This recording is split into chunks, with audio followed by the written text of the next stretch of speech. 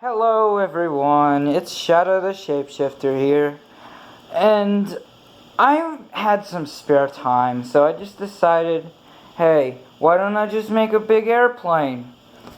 And this is what it is. It took 4 pieces of cardboard paper and tape, and I basically just did it like you usually make an airplane.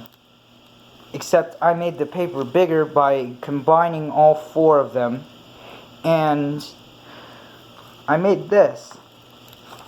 And since I did mess up on it a little, I had to tape the front end of it and also along this. So it's not my best work. It's my first one I've ever done. Cause I did one. My friend did one of these, and I decided, hey, why don't I just do it? And that's exactly what happened. I decided to do that. And now I'm going to show you. It can fly. Not well, but it can still fly. Okay, let's go. 3, 2, 1...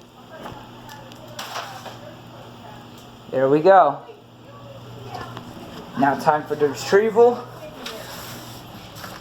Now, let's go from the darkness into the light. 3, 2, 1. There we go. And, as we can see, it didn't sustain any damage. It's completely fine. So that was all I wanted to show you today. Be sure to like, subscribe, comment, and, wait for more of my videos.